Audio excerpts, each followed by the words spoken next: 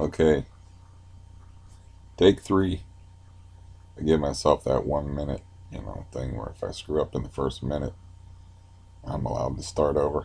Or if I sound too douchebaggy to myself, I'm allowed to start over, but only for that first minute. Anyways, you just have to deal with fog and a weird camera angle, because that fog is better than like bright, glaring sun in our eyes. So um, maybe that's an improvement. I don't know. You get to see a lot more of this side of the room. Here's me over here in the corner. But I should probably start off by saying, since this is my third try at this, that I tripled my dose yesterday. Yesterday was really bad. Uh, I was actually talking to my cousin in Florida and almost hung up on him because my heart was doing paradiddles and acting weird. I told him my heart's acting weird right now, and I was thinking about hanging up with him, but I talked to him for like a long time. So I had some clarification on some things that I've talked about on here, and I asked him some direct questions because he was very chatty. As a matter of fact, he talked until his phone died. I just, yeah. So I asked him, you know, when did you shoot that guy? Because he's the guy that I told you that his father told him anybody comes on our property, you shoot him. And he got whipped once, not for pointing a gun at somebody, but for pointing an empty gun at somebody. He had to take a whipping. He was like, what if they had a loaded gun? What kind of fool are you? You know. So it was cool that he shot somebody, and it was cool if he points loaded guns at people, but it's bad if you point an unloaded gun at people. Which, there is a twisted logic to that. But anyways, I asked him how old he was when he shot that guy with hollow point bullets and a 30-30. That's the details that I got. He was using a 30-30 with hollow point bullets. He shot somebody. He tracked the blood trail in the snow like you tracked a deer. And he said, "What the hell am I doing out here?" He's like, "The guy's probably dead anyway. And it's cold out here. I'm not tracking him in the snow." And he went back in the house. But yeah, 12 years old. I asked him, same 30-30. I asked him when he shot the airplane and climbed the tower. He said, hell, I don't know. I was probably like anywhere between 12 and 14 years old, but he was very specific about when he killed that guy. 12 years old. So, yeah, that's my dad's brother. My dad's brother was afraid of my dad. My cousin was afraid of my dad. He was like, of all my uncles, your dad scared me the most. You know, because we had a funny conversation. You might have enjoyed it if I let you eavesdrop, but I was like, he was like something about his father beating on him, and I'm like, what did you do? And he goes, what didn't we do? And he listed like all the crazy shit that they did. Like, and I'm like, yeah, I kind of get it now. And then later on in the conversation, I brought that around, like, yeah, what didn't you do? Oh my god! But he was like, everybody knew that if they came out to that place, they had to call first, because if you didn't call first, you might get shot. I'm sorry about, I just didn't eat breakfast, so that's my stomach. Um, so they had a family friend that made the mistake of not calling first. So my cousin goes out there not with the 30-30, but with the shotgun, and it said that he said, "Hey, you know, get the hell out of here." And the guy said, "Hey, boom." Didn't wait for him to talk or anything like that. He just shot in his general direction and missed. He didn't say whether it was a warning shot or not, but maybe he just missed. I don't know. But he was like, "Yo, man, it's Cletus." I'm just making up a name. He's like, "Don't shoot, don't shoot," you know. And of course, Cletus, he wasn't too happy. about being shot at with a 12 shotgun. So he was like, "Hey man, your kid almost shot me." And he goes, "Really? Did you call first?" He goes, "No, I didn't call first." He goes, "I told you, you got to call first. If you don't call first, stuff like that might happen. That's on you." Didn't get in trouble at all. I grew up kind of with a different set of rules than most people. So I didn't know they made hollow point bullets for 30-30s, but that's what the dude told me. I don't know fuck all about guns. But yeah, that was an interesting conversation. Uh, yeah, I I tripled up on my dose yesterday because my heart was fucking up, and I've been very nervous lately.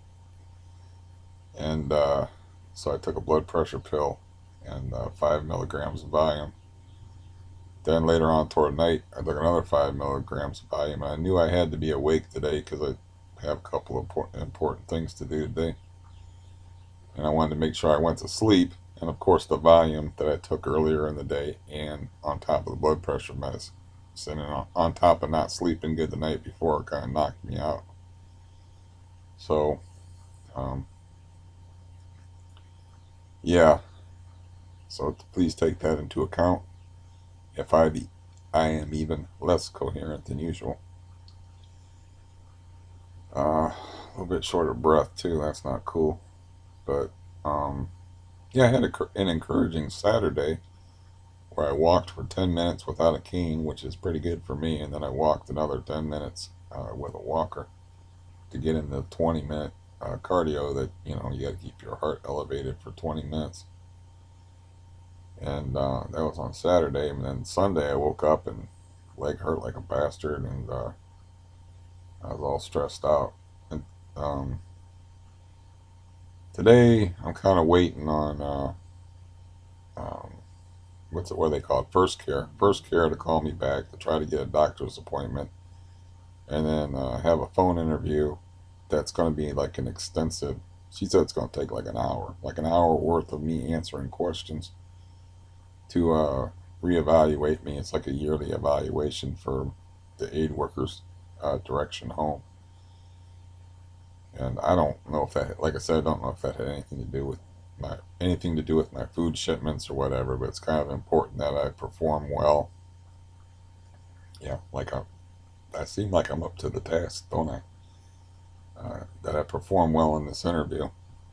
Because I don't have a doctor, so they could technically kick me off of that. And then I don't have any aid workers, which I made sure I shouldn't say this, of course, online, but when does that ever stop me? But, I made sure I have enough money in the house to cover rent for a while, so at least, you know, that would kill me if I have to give my landlord my card and say, here, get money out of the bank and pay the rent that way. But pride is for people that can afford it. Pride is for people with good legs and marketable skills, jobs, the ability to drive, yeah, the ability to walk across the floor without falling down, uh, the ability to urinate successfully on their own. But, I've sort of always been, that's sort of a flaw of mine, being a prideful person, but pride can be used to your advantage. For instance, kept me in really good physical shape for a long time because I did not like asking people for anything, which means, you know, walking through the snow, carrying groceries on my back, or walking places, riding the bikes. Like, I'd have like interviews in downtown Canton. I did not live in downtown Canton, so I would have to ride a bike like a long way, go to an appointment, and ride it all the way back, and hills, hills, and more hills. So, yeah, it kept me in good shape for a while. I'm kind of like looking at the ceiling because now there are new people moved in here. They use a lot of water, which I like actually, because that means it's dip it into my landlord's pocket. So I'm going to, and I use water just because I frankly just leave the tap open and leave a trickle going all night to make sure I use up as much water as possible to, be passive aggressive on my landlord, which he's totally unaware of. Um, Probably because it's not putting that huge of a dent, and he just assumes that somebody else is taking 2 showers a day here or whatever. But yeah, it's too early to judge, like, who's up there, what's going on, or whatever. I looked out this morning and I saw a nice white truck out there in really good shape. Somebody's going to have to work to make payments on that truck because it's an expensive looking truck. Shitload of noise this morning early from 7 to 9 o'clock. So, and then, like, I don't know what time it is now because I can't see the clock because I'm blind. But I heard it pull away, and I've been listening to see if there's any noises up there because I know it's Easter weekend and all that, and I think if I remember correctly, I'm kind of old, but when we went to school, we would get like a long weekend or something for Easter. I think we would get 4 days off or something like that. So, you can't judge it by Easter weekend. What I'm saying is, if I have the dreaded C word living up there, children, that would be frightening because, people sign a lease. That don't mean they follow the lease as exhibited by Stampy having 7 people living up there at one time in a 1 bedroom apartment. So, if this is a scenario where the guy makes a shitload of noise in the morning and he goes to work for 8 hours, cool, you know, but he's a young dude. That doesn't mean anything. I found out because we had a bunch of old hood people living up there. And yeah, they were just crazy. You may, if you're a long timer, you may remember me talking about how they would, instead of using a cell phone and say, "Hey man, you home? Can I drop in?" They would stand out in the yard and just yell, "Yo, Jermaine!" No, I don't remember what their names are, thank God. So I have to just randomly make up names. It's not even like I'm covering for those people. I just don't remember their names. But then that one guy had, I don't know if he had beef with me or what the deal was, but he was like, "Yo, Steve." And I'm like, "Well, this dude weighs about 300 pounds. And yeah, if I go out there and it's some kind of beef, I'm going to be involved in some kind of angry confrontation. That's not going to be productive. And if I go out there and it's not a beef, it's going to encourage him to say, 'Yo, Steve,' because it works. So I'm not going out there. There's 2 reasons why I shouldn't go out there. So no, I'm not going out there. Knock on the door like a fucking human being if you want to talk to me. So I remember those people, like the one woman knocked on my door and like was panhandling, like door to door panhandling, which is something they did, I guess, throughout the whole neighborhood. So I talked to the neighbors over here, and they were like, "Man, those people just knock on the door and ask you for a cigarette." It's like 1 minute you're watching a movie, the next minute somebody's bumming a cigarette off you.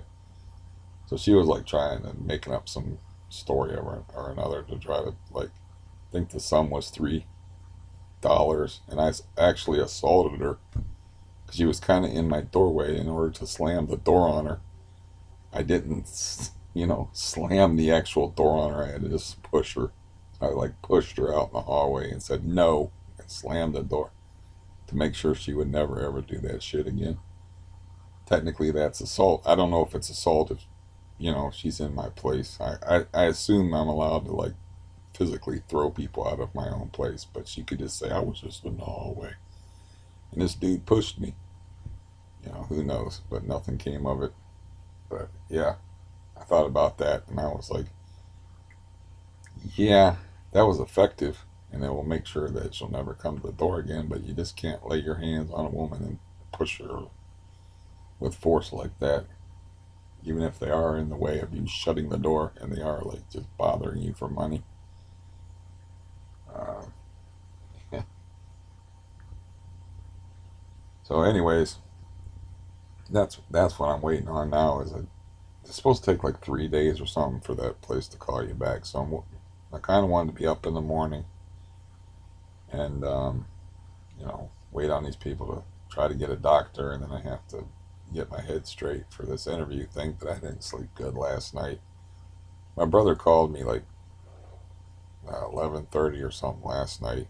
I talked to him for an hour and a half, so that's 1 o'clock. And yeah, so I didn't sleep good, and I didn't retrieve my stash either. Even though I've been waking up at a decent hour, I should just wait and you know do that in the evening. Or just wait until I feel like it. It's got to be done. The longer it's out there, the greater risk there is of something weird happening. Because we got raccoons, man. Raccoons are curious creatures. They'll break into shit. They have no idea why they're doing it. They're just randomly searching for shit. And I don't know. Duct tape and dust doesn't work too good. So I didn't think that whole thing out. I should have took out like some alcohol and some paper towels, clean the surface before applying the duct tape. Alcohol evaporates fast. It's better than water for that. But I didn't think it would be a problem. I had good duct tape. I had faith. You always have faith in duct tape. So, yeah, life continues to be annoying, and been having like more heart issues. I don't understand it. Like, I'm able to walk for half an hour, and I'm like actually pleased. Like, that was pretty good. No heart problems, no nothing. Next day, I'm doing nothing, and my heart is acting up. And then like I didn't do anything yesterday. I thought about like lifting weights before my brother called. Like, I'm talking like 9 o'clock at night. And I was like, I could drag a chair in here and I could watch the baseball game and lift weights. I was like, no, my heart's been messing up today, so I should just take it easy. And so I ended up doing nothing but talking on the phone for probably 3 hours yesterday. Um,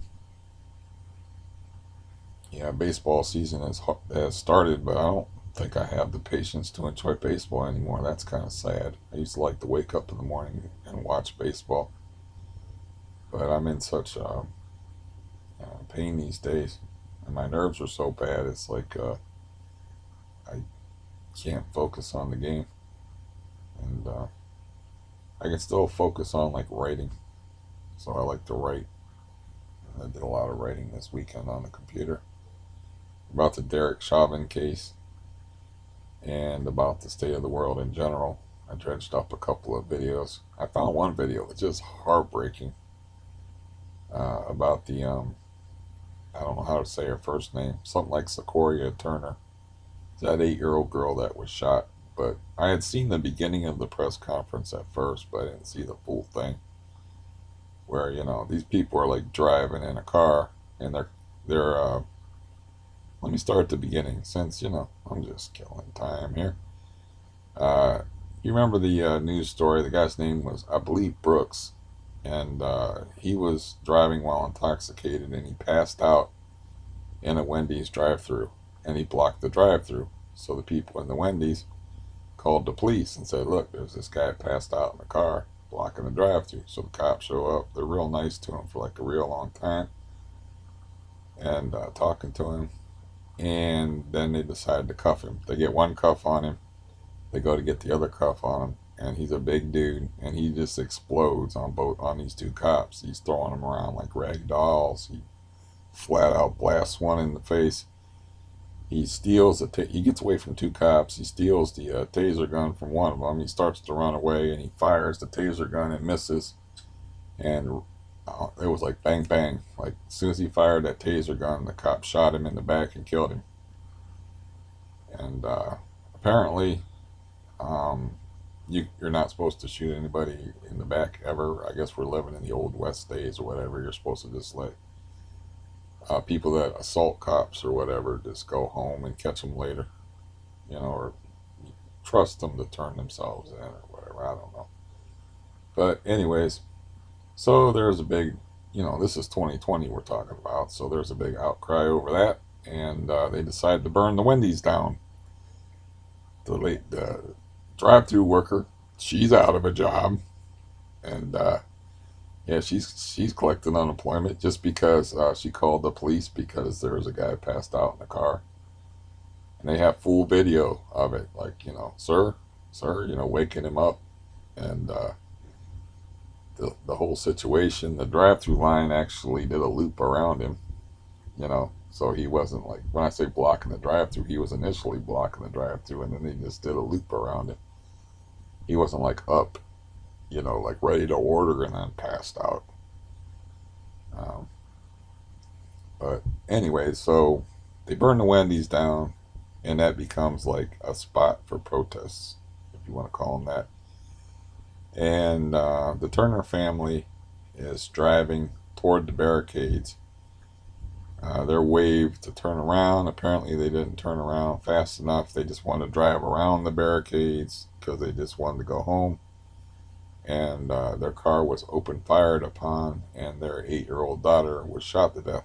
So this was like a press conference of the Atlanta mayor, I think. Yeah, the Atlanta mayor and the grieving parents and stuff. But man, it's a tough watch if you watch the whole thing. It's bad enough if I just watched like the first few seconds of it. And so, anyways, I was like doing a lot of writing and social commentary and stuff like that. That was just one of the things that turned up. Crap. I'm hearing noises upstairs. That's not good. Yeah, it's making me nervous because I have, you know, part of my nervousness is I have new tenants and they could be anybody. And this isn't a normal apartment where you have soundproofing and shit. I was hearing them talk last night, so I knew there was more than one person in there. Because I was hearing conversation like midnight last night. I'm hearing like a kid's voice now.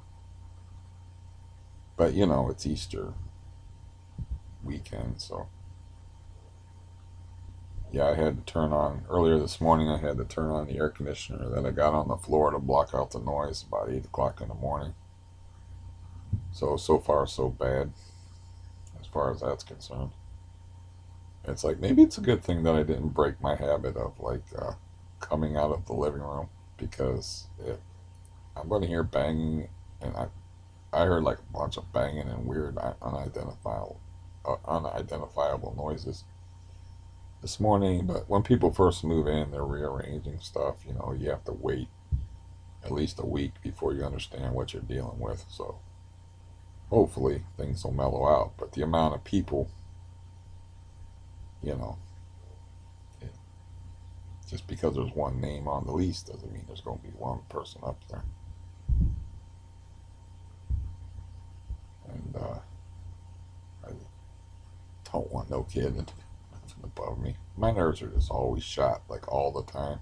Everything gets on my nerves. Like I said, it's hard for me to concentrate on things. And like the baseball game. And my brother went fishing. I should show you this picture. He went fishing, and he didn't catch any fish, but he caught something, and not salmonella. Well, I almost made a joke there. Just didn't pronounce it right. Wasn't that good of a joke anyway. Yeah, I don't know if you can see that. He found all those fishing lures while he was fishing. There's like, he said, I think 53 jigs and a bunch of weights and some other stuff. I see a bunch of sinkers in the picture. And there's some packages of maybe hooks and stuff like that. He found like $70 worth of tackle. Let me touch the screen so it stays up. He found like $70 worth of tackle. He took a picture of it and sent it to me. It's pretty crazy if you can see that. I can't tell. And my wrists don't bend quite that far. I was like, well, if you're not going to catch any fish, at least you can get a bunch of free shit. I ain't liking this, man. I ain't liking this at all. If my knee was better, when I heard that vehicle pull away, I mean, I'm assuming it was the vehicle in front of the building. I'm pretty good after all these years about hearing noises that are associated with the building, but you know, I'm hearing voices now. I should have walked out there and checked to see if that vehicle was gone. That was a woman's voice.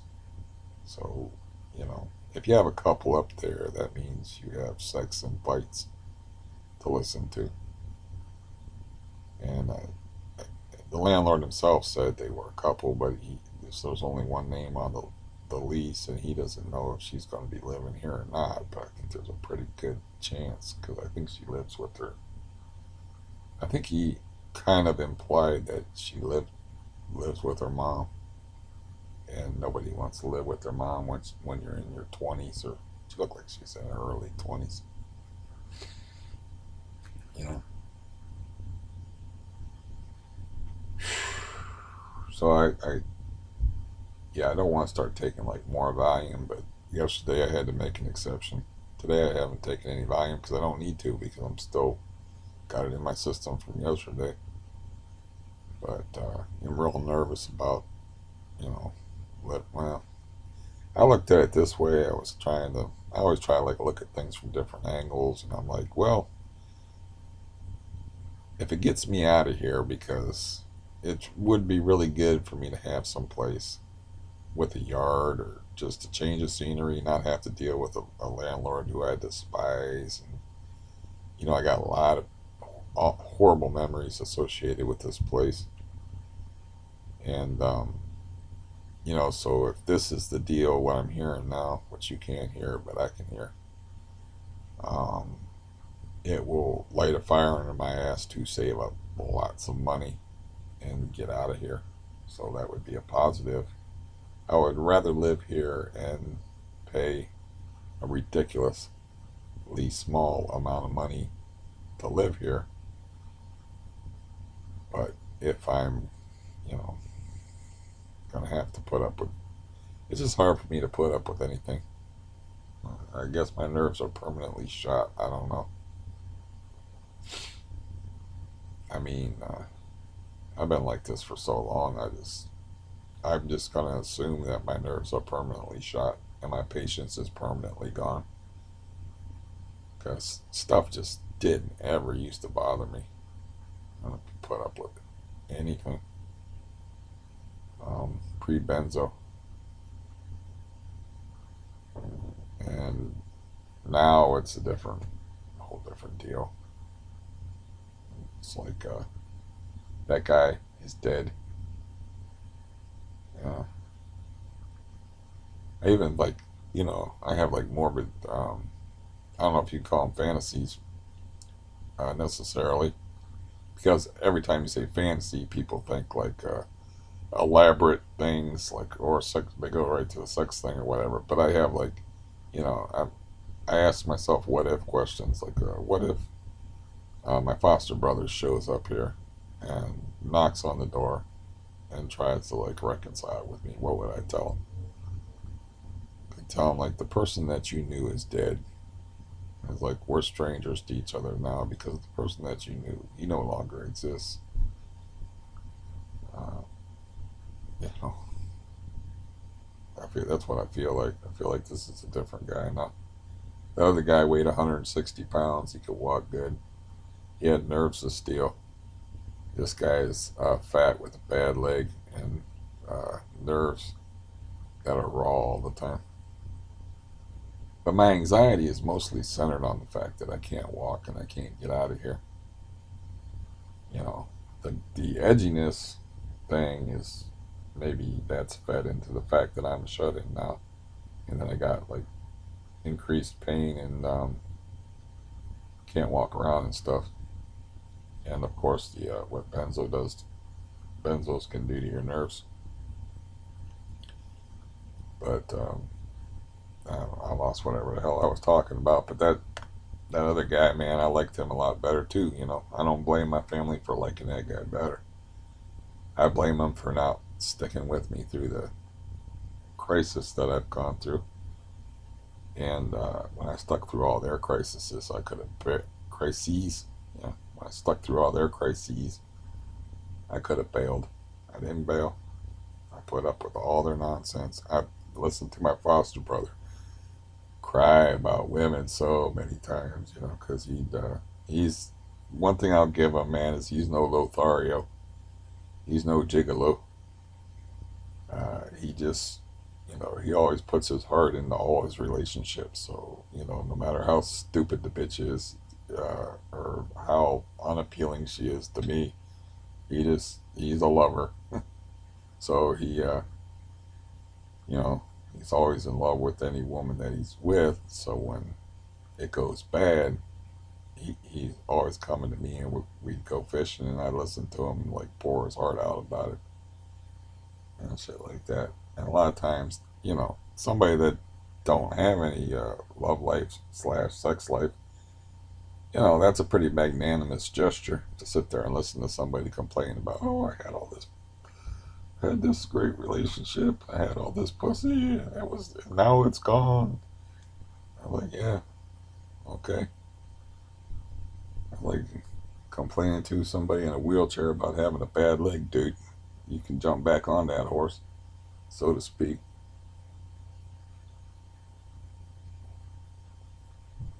I do that. Remember that one time where I just flat out asked him. I was like, "Look, the next time you get involved with some stupid, self-centered bitch, do you want me to tell you that she's a stupid, self-centered bitch, or do you want me to just like enjoy the honeymoon phase, let you enjoy the honeymoon phase of it before you find out for yourself?" He just kind of looked at me like, "Why are you being a dick?" He didn't say nothing, man. He just looked at me, gave me this evil look. But it's a valid question because from the outside, you can see, he's getting led around by his little head and by his need for affection and the fact that he's somebody that needs love and all that. All that gets mixed all together. Especially if you ain't had any for a while and you're a dude, it gets all mixed up. And you're not thinking straight. You're not seeing the person for who they really are. I'm on the outside. I can be objective and I can like, ooh, she is not a nice person. Somewhere down the road, this is going to turn bad. It's like, I could do that for him. I was like, he, it's kind of like asking for advice. If he'd ask me, like, what do you think of her? I'd be like, well, dude, she might be a little bit good looking, but she's a bitch. And if I was you, I wouldn't throw my heart into this one too much, you know. But yeah, it never went there. It's like she might end up like Heidi blowing a guy in a parking lot while you're at work. He caught one of his girlfriends blowing a guy in a parking lot while he come out of work. So, yeah. But speaking of people blowing people in cars, that was one of the things my cousin was talking about. He was like, they had this place they called the oil wells because they're out in the country and they were, I don't know, those tanks. I don't know what the hell you call them, those oil tank things. There was this huge field like of open land out in the country, and then there was these oil tanks, and they just would call it the oil field or whatever the hell I said, oil yard or whatever I said earlier they called it. But people would go there to park like in the late 70s, early 80s and stuff, and they were kids. This is messed up. And there'd be like, he named off their names. There's like four of them, three of them, or four of them always. And they would go and they would treat it like a peep show because, pornography was not readily available back then, I guess. And so they would go up and they would like watch people doing stuff in the cars that were parked by the oil wells. But, that's one thing. That's just damned creepy. But what he would do is they would take it a step further, and he said, "Yeah, we'd bring like tire irons and stuff like that, man. We just start banging on the car, just And the guy would pop up, and the girl would pop up, and her titties would be jiggling, and we'd just be laughing, and then we'd run away and stuff. He said, "Yeah, but we quit doing that. That one time the dude shot at us. He was like, man, that bullet went right past my ear. I could hear it. He's like, it went right past my head, and I could hear it because you can hear a bullet when it gets that close." He's like, after that, we stopped doing it. And I'm like, yeah, I remember I was with you on one of those expeditions, and it didn't turn out well, and it turned out to be somebody that you knew. Anyway, it did. It turned out to be a guy that he knew, and there was nothing going on. He hadn't gotten that far yet. But yeah, it's a long time ago. I'm trying to remember, but I remember like, what the hell are we doing? They didn't. They would never tell you that kind of shit because the way they looked at it, when we talked about the way they looked at it, is their dad was going to beat them no matter what they did. So they might as well do everything. I mean, if you're going to get beat for nothing, you might as well have a you might as well just go buck wild and do what the fuck ever. You might as well shoot at planes, shoot people, moon whole families, whatever, all that crazy shit that they did. Play beat tennis, lock a guy out of a trailer and have him almost get stung to death as a joke. All the insane things that they did. Um, so I was there, and I remember like the guy was like, I almost said the guy's name. I think I already said the guy's name anyway in another video. But he was like, "Joe, is that you?" And so it ruined it. It might have been.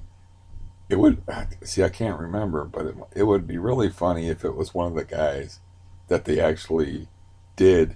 Because they were right around driving age. If it was like one of the guys that was hip to it, because why would he park there to make out in the first place if he knew that they did that shit? But it would be funny if it was like one of their own crew, one of their own perverted little crew of cock blockers. If it was like, yeah, okay, I know about this. This is the same shit that we used to do, but it's different now because I can get girls. I have a car, so stop it. But yeah, he was talking about that. I was like, yeah, I was on one of them expeditions. One, I was like, it just sounds like a good way. He's like, oh yeah, they used to try to run us over and everything, man. And I was like, well, yeah, 1 minute they're like, you know, I don't want to make any hand gestures or anything, but 1 minute the next minute they got a bunch of people banging on their car with metal objects, And there's a lot of horror movies back then and stuff, and you're not only like breaking up their orgiastic bliss, but you're scaring the fuck out of them. So it's like, yeah, a couple of times we had to run into the woods to keep from getting run over. It was fun.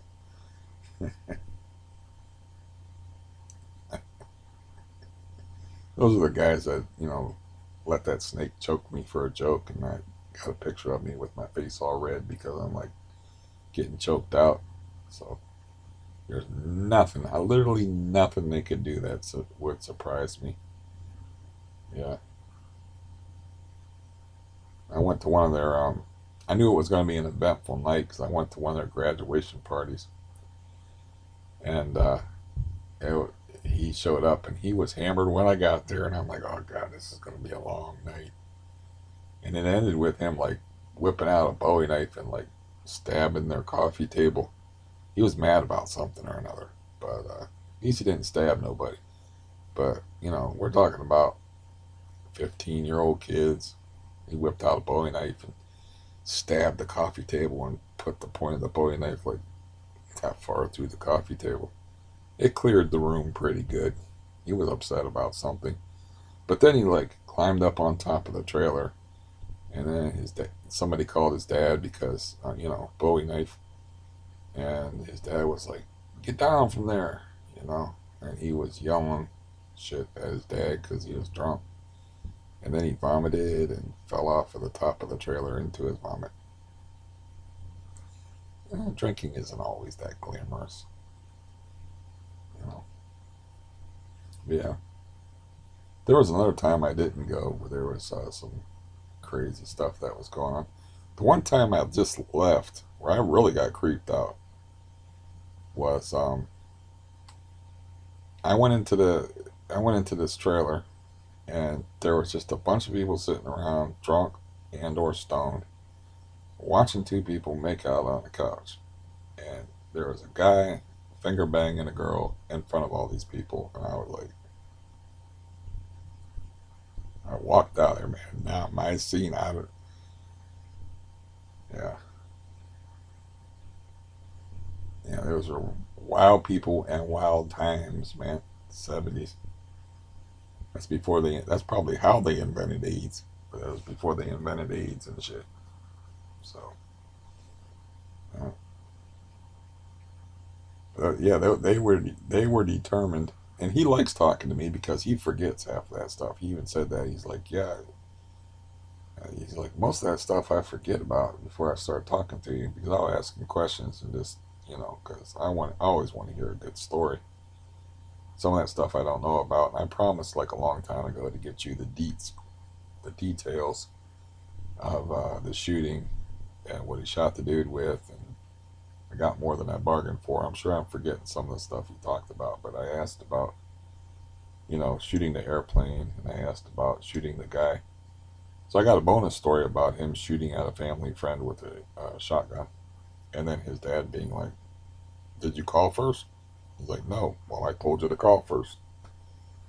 You know, but yeah, 'cause my dad was like never, never offered to teach me anything about guns. I mean, I watched him. I actually helped him. I do know something about guns because I remember being taught how to use a shotgun shell loader. We had one in the basement, but they never taught me how to shoot a gun or anything like that. The only time I asked, they said no, and that's because I was like, "Can I borrow your rifle?" I asked my older brother, and he's like, "What do you want to borrow my rifle for?" He goes, and I was like, "Well, there's these kids shooting at us down at Fourth Street, which was the ponds we used to fish at. We call them Fourth Street." And he's like, "What?" And I'm like, "Well, they're shooting at us, and I want to borrow your gun so I can at least shoot back." And he's like, "Are you crazy?" Of course, I told you that before that. Not too long after that, my brother just admitted that he shot somebody in the leg with the same gun that I wanted to borrow, and I'm crazy. I'm crazy, but he shoots somebody he doesn't even know that he thinks is stealing a motorcycle in the leg and then says, "I just shot him in the leg." But I'm the crazy one because I'm getting shot at and I want to be able to defend myself. Does that seem fair to you? I don't think so. Uh, I'm not sure if I had anything in particular that I wanted to talk about, but yeah, I don't know when my nervousness is going to stop. I've been very nervous for like a week and anxious.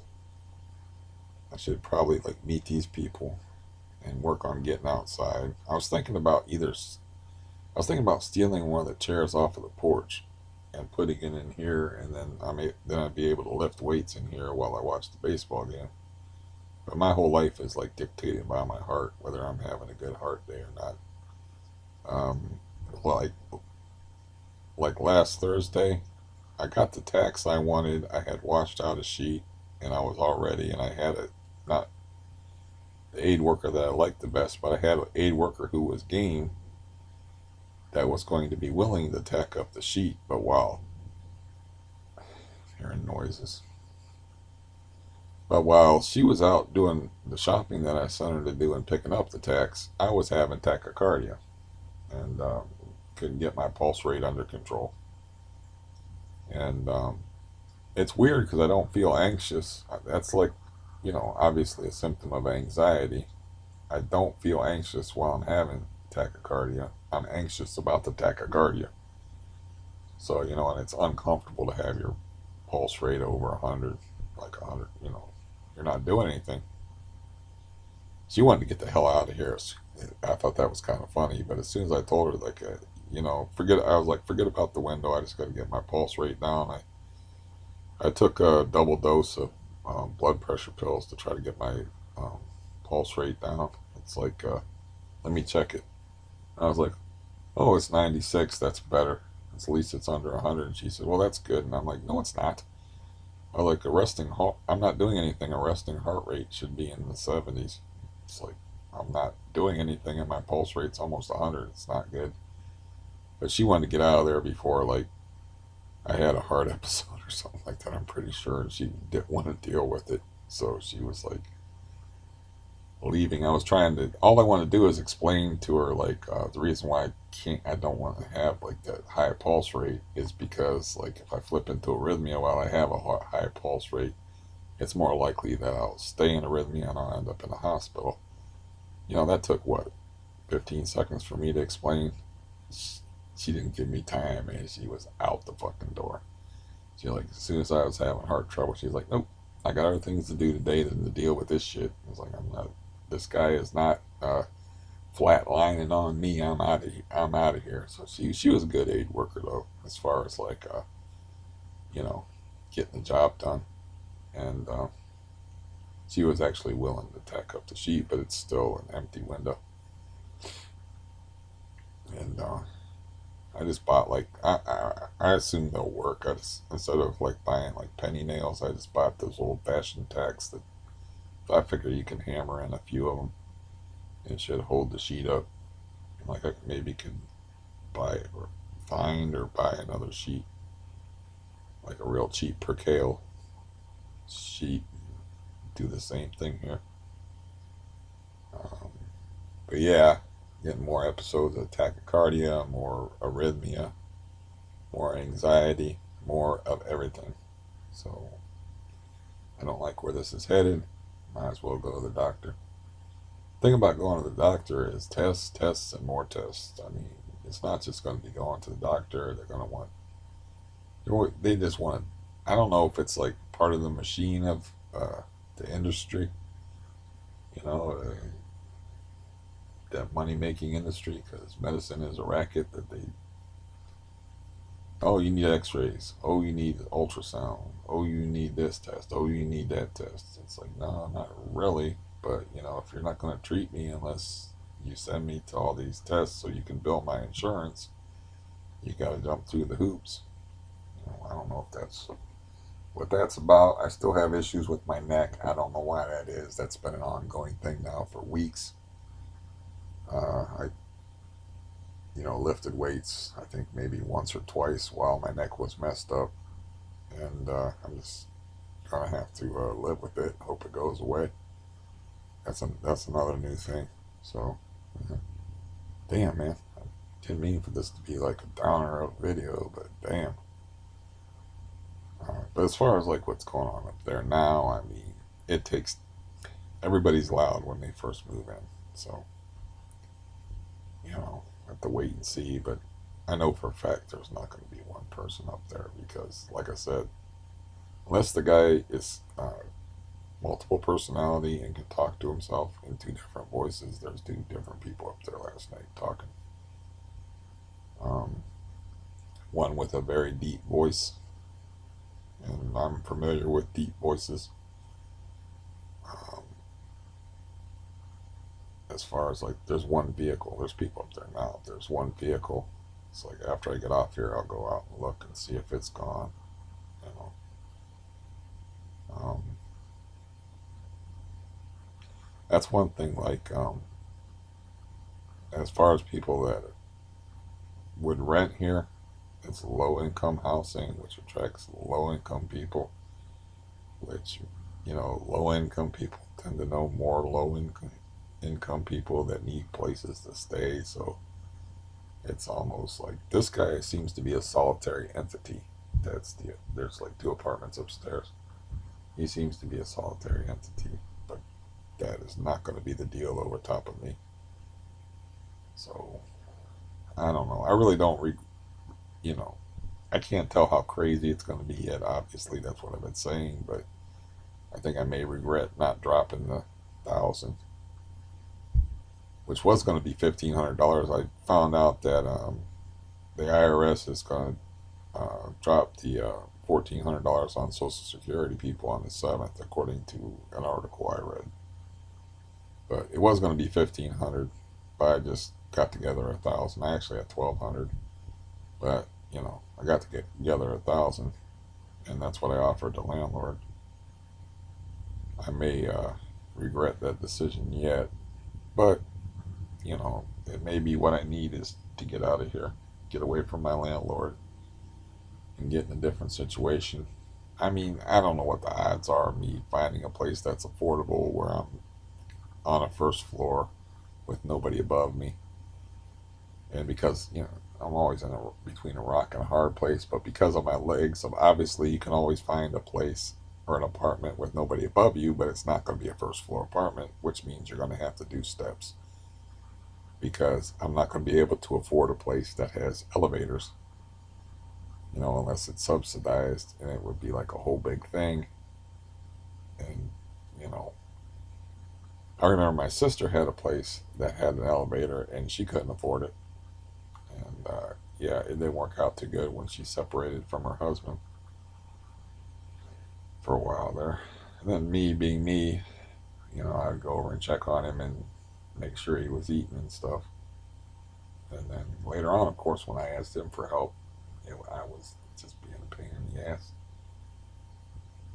Uh, maybe maybe I am not a nice person and I do nice things expecting help in the future. I'm undecided because a lot of times it's hard to be honest with yourself about yourself. So I'm undecided whether I am a selfless person or whether I am an investor in people who makes poor investments. I'm undecided about that. I know it is my nature to be nice because I had two role models. I had a very bad, evil, not nice role model, and I had a very nice role model. So I could have, you know, I chose to be nice and more like my mother than my father. Um, but you can't help but remember that stuff. So I can't tell if like I did that stuff expecting to get it back at some point, or I did that stuff because it's part of my nature. You know, all this self-analysis, I'm sure, is very boring, and I should be talking more about shooting people because that's more interesting. Yeah, there's voices up there now, so there's at least two people up there now.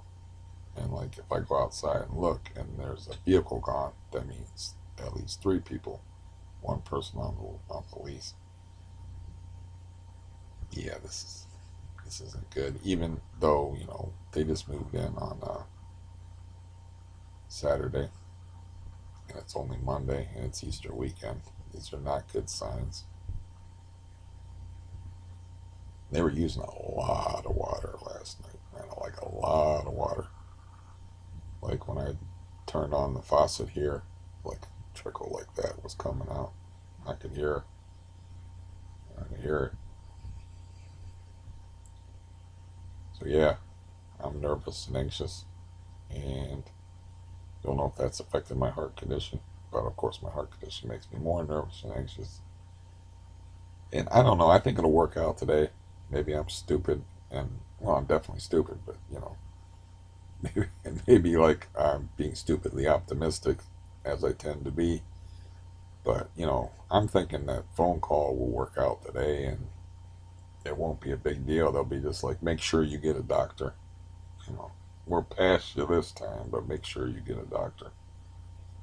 Because I do have a pretty good excuse. Like, I've had trouble finding a doctor because the doctor I was going to was a rapist and is in jail right now.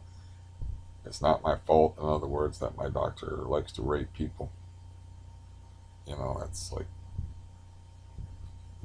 I'd have a doctor, but my doctor not was apparently an evil bastard. There is an evil bastard. There's some water being run. I don't know if you can hear that. More people, more water being run, more chance of water coming through the ceiling is another thing. Which means I have to make a TV condom.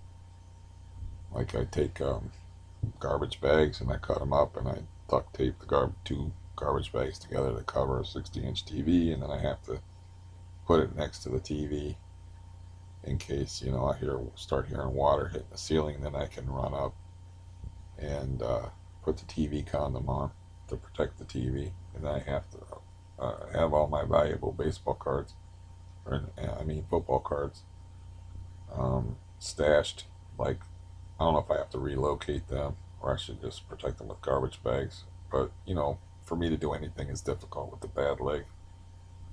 And I haven't had anybody in here because most of the aid workers, they won't go in people's bedrooms because of bed bugs. And I think it's on record that I had bed bugs once, but I don't have bed bugs now. And I got like a box spring cover and a mattress cover. So I think this new aid worker I got, that's the gung ho 68-year-old, I think she will come in here, and if I can, I should probably move, my thousands of dollars worth of football cards into the closet over here because all the water comes over there. So I should move the shit back there in the closet. Um, but anyways, yeah, not this. Yes, I've also been checking out like the cards that I do have, and they're actually gaining value just from what the Browns did in free agency. So that's cool. You know, like I have 8 PSA 9 Baker Mayfield uh, rookie Prism cards, and I watched one of them sell for $120 the other day, and this not too long ago, they were getting like $60 and $70.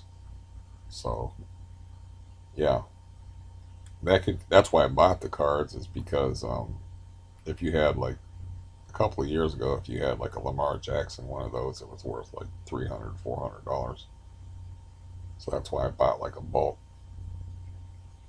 I bought them in bulk. So yeah, that's kind of a good thing. Um,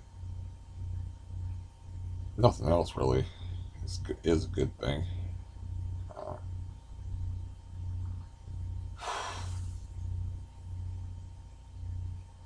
yeah, that's about it. I don't really have much else to talk about. I mean, um, there's never any delightful spin you could put onto this existence. I told part of my story online because I watched like I don't know why people say these things, but I watched a reaction video, which I dogged reaction videos when I first discovered them. But now I'm watching them because I don't know. There must be something to it. So I'm watching people watch a movie. It just seems retarded, but it's a good way to kill 20 minutes if you like the people that are watching the movie. So I'm watching these two English dudes. I usually don't like British people because they don't use the letter T because they drank all the teas. But I'm watching these guys do the Elephant Man, and somebody said, put in a little factoid that like he didn't start to be deformed until he was 5 years old, so he could remember what it was like before that happened to him. And I was like, I put in like, well, I'm not. No one knows what John Merrick, the Elephant Man, went through, but I know that part of it because things went bad, so bad for me when I was 15 and not 5 that I was photographed for a medical journal. So I was pretty much freakish. I was set apart and stuff like that. I didn't write that, but I was basically telling the guy like that's a dumb thing to say because there's tons of people that become disabled and messed up and can remember being healthy. It's like this guy must be young because you know old people remember what it was like to be young and be able to do all kind of shit. And old people remember like I remember having hair and being handsome and having all my teeth and shit. So none of this is making any sense. So I said something to him. So I told part of just like the first part of my story, and a couple people reacted to what I wrote. I explained what kyphoid scoliosis was, and I explained what it was like to go to high school as a hunchback walking with a cane, sitting apart from the other people in school, leaving class 5 minutes early. There's that weird guy walking down the hall, and when you're in high school, you're like, oh my God, I got a pimple on my face. Everybody's going to know. So people were, I wasn't laughed at too much or made fun of too much. I wasn't treated too bad or anything like that. But I was definitely like different looking, and I was walking with a cane, and I was like set apart from all the other kids. Nobody put me in a cage. And did you know that the reason why they came up with the Elephant Man is that was like a gimmick that an elephant raped the guy's mother. And I think they told him that when he was growing up. They just used him as a sideshow freak back in whatever that was, the 1800s or whatever. So they called him the Elephant Man because they, to make money, they spread the story around that he's the result of a union between an elephant and a human. Really, he just had some kind of weird disease, which leads me to something else. Give a second for you to, think about that. I, nobody knows what that guy went through, but that leads me to another story. Like when they had arcades where you went to play video games, and you couldn't play like super hyper realistic video games on your computer or your TV at home. Oh, and this would probably be like in 1983 or 82. I was in an arcade called The Wizard trying to play video games, but The Wizard was packed to the gills, so you could hardly move in there. And I'm in a crowd of people, and I bump into a kid, and the kid turns around, and he's like right here, and he's got the Elephant Man's disease, and he's got the big forehead, and his face is all messed up and shit. And I'm just standing there, and I don't remember seeing the expression in the kid's eyes, but he probably didn't have any expression because he probably got that reaction everywhere he went. But he just kind of like melted back into the crowd, and I was just standing there. Then somebody bumped into me and shook me out of it. But it's like, yeah, I saw somebody with that particular malady, the Elephant Man disease, or I don't know what it's called. I used to know, but that was really a surreal experience because it was like took me out of reality for a second. It was not. You don't expect that, and the person's face is like right here because you're in this big crowd of people. So yeah. But as far as my personal experience of being like an outcast and all that is, I had suffered alienation at such an early age and was already so far outside myself that when my older brother, committed suicide when I was like 9 years old in 1976, um, I like fake cried just because I thought that's what my parents expected of me. So I had like a fake reaction to it. I was there when he shot himself. I didn't see it, like I've said on here before, but I saw him carry the gun out, and I knew like something bad was gonna go happen. I think he told. We used to have like a backyard, and then we had dog pens back in the backyard, and because of the dog food, it would attract rats. And we had this hill that had all these holes in there, so sometimes my older brothers would go back there and shoot rats. And just like sit in like lawn chairs with a rifle and wait for rats to come out and shoot them. So he probably, I don't remember if I heard him say it, but he probably said something like, I'm going back there to shoot some rats. And I think he was on leave from Massillon State Hospital, a mental hospital. And I remember visiting him in the mental hospital as a small child. And why my dad, that was just irresponsible of my dad not to lock up all the guns and whatnot. You got a son that's actually in a mental hospital and is 17 years old, and you're not locking up your guns or like hiding all your ammunition. You know, it's not smart. Uh, yeah, but I don't know what led me into that. But oh yeah, my own alienation started at like a very early age. So it wasn't, obviously I did not want to go to school ever, even when I was healthy. So I definitely didn't want to go to school walking with a cane and all twisted up and shit.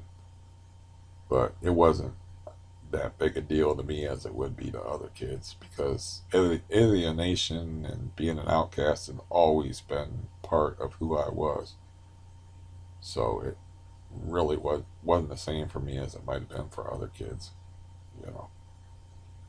Um,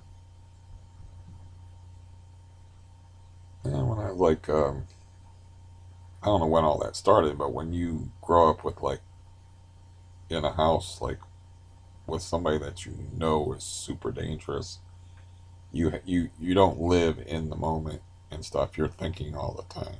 That's where the alienation part is. Like you're separating from being in the moment like a normal kid and living in the moment, and you're separating and you're going up here because you're thinking like, okay, how is this scary big guy, going to act if I do this? What if I do this? Can I do this? And you're thinking all the time because you're not in a safe environment.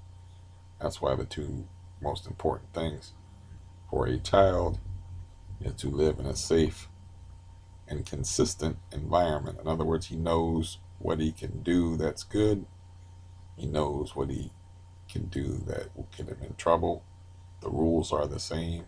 That is how you get somebody that is emotionally stable and will probably be a more happy, normal person.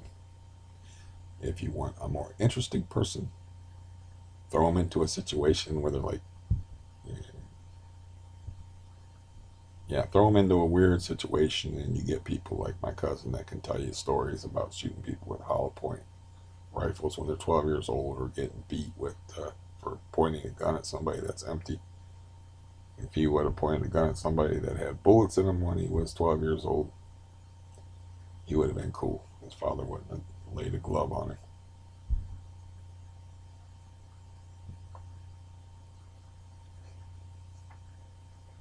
So this is my therapy. So,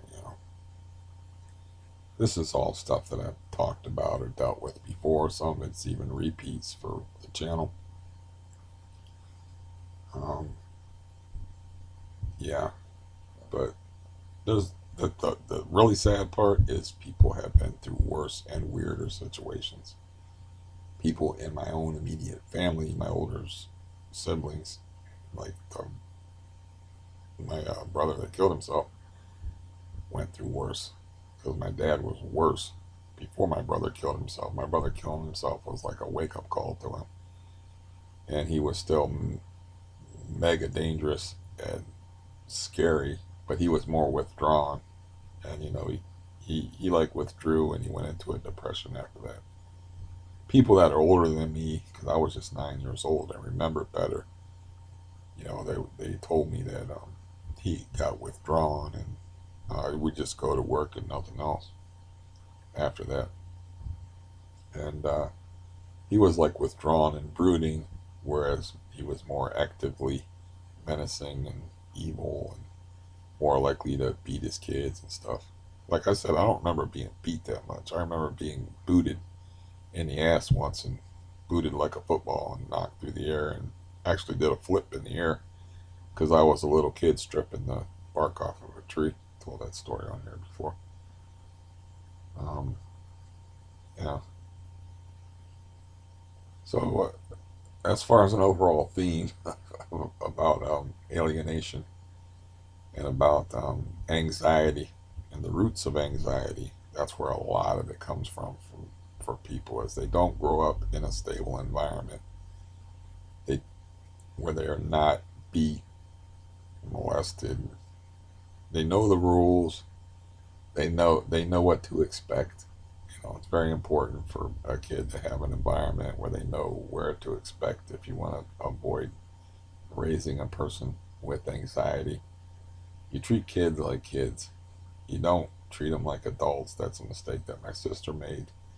She made a very interesting kid. Like I said, if you want to make interesting kids that are unhappy but interesting, yeah, there's certain ways to do it, and one of the ways to do it is to treat them like they're your friend or an adult instead of a child. It's your child. Your child is not your buddy. It's not your friend. It's your child. When you get to be older, that's when you develop the friendship. But yeah, so it, she would like my sister would like try to have a friendship going on with her kid. So her kid was real smart. It still is real smart, and like she spoke in complete sentences when she was like 3 years old. It freaked everybody out, you know. And she would say like some really some things that would just make people's jaws drop and stuff. And I had like um, I had recorded her when she was really young, um, her talking, and I don't know what happened to it. It was on a cassette tape. I don't know if I have no idea what happened to it, but I like interviewed her.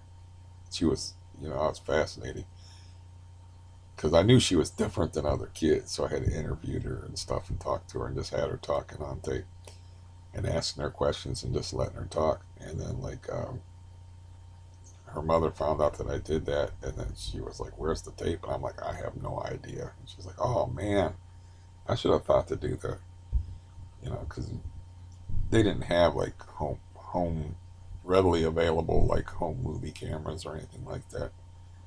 I mean, they had them, but they were Super 8 millimeter type shit that was only for rich people, and we were too poor to even have whatever technology they had back then. Um, you know, so that would have been cool. But yeah, there's certain ways to raise kids that will lessen the chance of them being having anxiety problems, which I'm sure a lot of you understand what I'm saying as far as growing up in environments where you don't know the rules and things are dangerous and bad things happen and can happen and you don't know why. You don't know why the things are happening. Like in other households that I've been to, when the kids got, when bad things happened to the kids, they understood why. They knew the risks. They just took them anyway. And then like you get people like my cousins, they went the other way. They knew they were going to get beat. Like he was like, my dad whipped me like every other day. And I was like, so you figured that if you're going to get whipped for nothing, you might as well be doing something. He goes, yep, pretty much. That's after he said, what didn't we do? We did everything. 'Cause I was like, what did you do that he acted like that? You know, because he was talking about a specific incident where his father told him, like, get the hell away from me because I might kill you. So just, I don't want to see you for a while. You know, and by a while, he meant like a couple of days. Just go find someplace else to live for, you know. They had like, they had like clubhouses and they, okay, this is a story he told me. You'll love this. So they had this place that they lived. It had like a bunch of like broken down trailers, and they had their trailer that they lived in, but there was other trailers and stuff. So their dad like let them set up one of the trailers into like a clubhouse, and they just put like I kind of have a dim memory of it, but they just put like these are like kids 12, 13, 14 years old. They just put like centerfold penthouse Wii magazine nudie pictures and that just like wallpapered the whole inside of this place uh, with beaver shots and everything else, you know.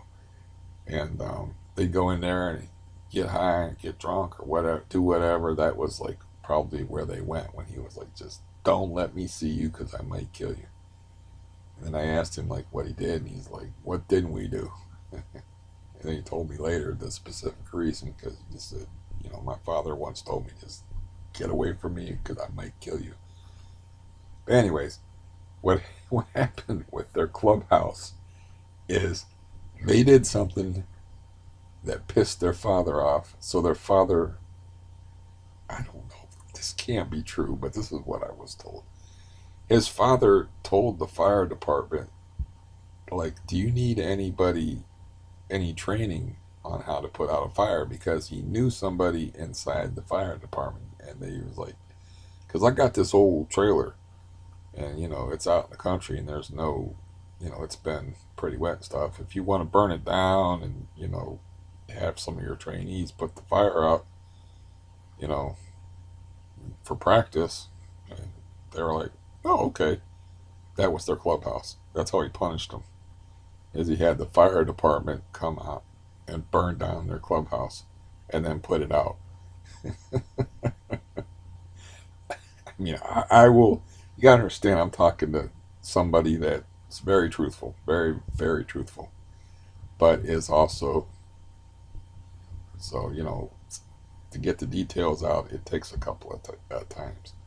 So I will further pursue that story and ask him, like, I have to get him in the right mood though, because I have to get him in the. You just can't like say, like you start talking about that. You just don't go up to somebody that's your friend and say, hey, you remember when you killed that guy when you were 12?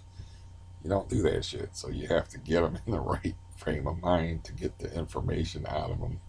If it's some painful memory to them or whatever, maybe that's a painful memory to them. I'm trying to be respectful of my friend, but I have to have more details because it just sounds. I mean, I've heard some crazy shit. I know he shot the plane, climbed the tower, and shot the plane with the 30-30. I know all that shit's true. I saw the 30-30 in question. I saw people shooting the 30-30 at what they called the farm. So I know all that shit's true. I didn't know they could make hollow point bullets for 30-30s. I didn't know they did that. I thought a hollow point was like for pistols. Like, so I don't know shit about. I don't know shit about guns. But as far as like having having your son's clubhouse burnt down by the fire department deliberately so they could practice putting out fires, I have to know more. I have to know more. It's like I have never heard a story like that in my life. But I do have like dim memories. Like he was talking about other stuff, and I'm like, kind of remember that because he's a little bit older than me. And it's like I kind of almost got that. I seem to remember. You think you'd remember like walking into a beaver palace, where there's just like nude photos, and their dad was like not buying them cigarettes. I think he might have said he bought them. He said he might have bought him cigarettes on occasion, but once his dad found out he was smoking, he didn't care. You know, like he didn't care that they were smoking, and like he might have even bought him cigarettes. And they were like 12 years old, 10, 11 years old, and this is not good parenting. Um, but he used to steal like he's like, oh, I used to steal cigarettes from my dad all the time. And I was like, weren't you worried about getting beat? And he's like, nah, he never noticed. He was like, he was drunk a lot of the time, so like he never kept track of how many packs he had or anything like that. It's like I remember my uncle. Like I said, he whipped me once. Once I remember my uncle fairly well. Um, but yeah. Anyways, that's enough story hour. I hope you got your money's worth. I think I'm gonna. I don't know what I'm gonna do now. Probably have to force myself to eat. See how bad my leg is, and tough it through another day. And try to think good thoughts, man. You gotta try to think good thoughts. Like it doesn't seem too promising as far as what's going on up there, but you know, this is early in the game. Try to think good thoughts for my interview, and try to hopefully be smarter than I am now, or at least feel smarter. I don't feel like I'm very smart or very sharp right now for my phone interview, so I don't screw that up. And it'll just be it. I don't think I could do anything. I found out one thing interesting, which was um, the aid workers have been covering for me in a way because they have to do something physically for you. Like usually, I just send them the fuck out of here because my nerves are raw and I don't want to deal with them. So I'm like, go to the bank, go to the drugstore, go shopping for me, but just get the fuck out of my house. In so many words. But I found out that they actually have to do something for you physically, like help you get dressed, wash your feet, clip your toenails, or you will lose. You don't need them. You know, they figure you don't need them. So, what, uh, unbeknownst to me, what they have been doing is just writing that stuff in. Like, oh, today I did this. Today I did this. When I talked to the 68-year-old, the new one that I like, she's like, I gotta tell you something. He's like, and she told me that it's like if they don't do some kind of like physical, personal care to you, like every time they're here, you could lose them. You can lose your aid workers that way. So I have to remember that when I'm answering questions on the phone. She says, so today I'm going to write down that I lotioned your legs. You know, it's like this is probably what your aid workers have been doing the whole time, you know, because they want to keep you as a customer. Is, you know, client, she probably said, but customer, you know, it's everything's about money. We know this. So they probably just been writing in, clipped his toenails today, you know, helped him wash his hair, you know, helped him get dressed, just writing down various things, just lying on the forms. And yeah, so I have to do something about that. I bought like a foot basin thing, so you know we can actually have them help me put on my socks and stuff, which I need to learn how to do that stuff for myself anyway. I still haven't. I still have trouble putting on my socks, and I still haven't used that sock putter on thing that my brother bought me. It's supposed to make putting on socks easier. Like I said, when you have a fused spine and your legs don't bend right, your feet might as well be in Oklahoma. They're like a long way away, especially if you're a relatively sizable human being like myself. So, yeah, it's not that close. It also falling when you're taller is just like I used to crack my shorter one of my shorter relatives up that way. They complain about falling down. I'm like, what are you complaining about? You're 4'11". It's like try falling when you're 6'1". It's a lot different. Like, what do you mean? It's like, what do you mean? What do I mean? Take something and drop it from 6 feet up, and then take something and drop it from like 4 feet up. See what happens. Yeah, things gain speed as they fall, and yeah, when you weigh more, like I do now, you definitely don't want to catch yourself wrong when you fall by reaching out an arm and stuff. Like you can get away with that if you're 4'11" and you weigh 95 pounds and you fall. You're not putting that much pressure on your arm if you're stupid enough to try to catch your weight with your arm. But if you weigh around 200 pounds and you do that shit, yeah, it's a whole nother ball game. So, anyways, I'm gonna go. And, like I said, I'm still under the influence from last night. I'll try to do better as far as that's concerned. I mean, I don't know what to do. I've been very anxious and nervous lately, and now I'm like completely out of Neurontin. I need to find a doctor and get that done. As soon as I start talking, it's like I think about other associations. It's like now I could talk about Neurontin and what somebody else was talking to me about with Neurontin. For instance, like they were surprised. That was my case manager. They were surprised, like she won't prescribe that for you. The the brief person that you saw me talking to the phone, and I'm like, no, she will prescribe that for me because that's a scheduled substance now. And she goes, yeah, but that has like psychoactive properties to it. It's like a drug that they give people for you know psychiatric reasons. And I'm like, yeah, I know, but it's still a controlled substance, and she's not gonna. I asked her about it. I'm pretty sure she's not gonna prescribe that for me. So as these people upstairs are making even more noise and are apparently female, I am going to leave you to it and hope you have a good day. Now I'm going to push the button.